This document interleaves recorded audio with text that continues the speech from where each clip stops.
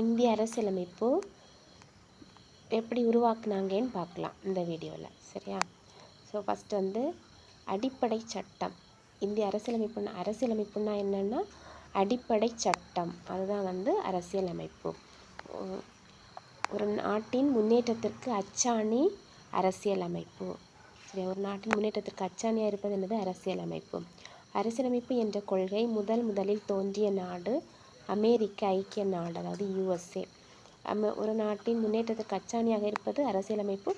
அந்த அரசியலமைப்பு வந்து இந்த கொள்கை வந்து முதலில் தோன்றிய நாடு வந்து அமெரிக்கா, USA. சரியா?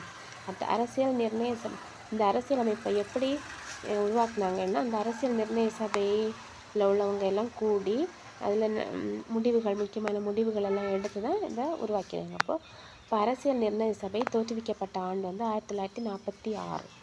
அரசியல் நிர்ணய சபையின் முதல் கூட்டம் நடைபெற்ற நாள் 1946 டிசம்பர் 9, அதாவது 11 மணி அளவில் புதுதில்லியில் வச்சு இந்த அரசியல் நிர்ணய சபைக்கு முதல் கூட்டம் நடைபெற்றிருக்கு. அதோட முதல் கூட்டப்பொருள் வந்து தற்காலிக தலைவரை தேர்ந்தெடுக்கணும். அதுதான் அவங்களோட மெயின் மோட்டிவ், தற்காலிக தலைவரை தேர்ந்தெடுப்பது. ஸோ அதில் மொத்தம் எத்தனை உறுப்பினர்கள் இருந்தாங்கன்னா 389.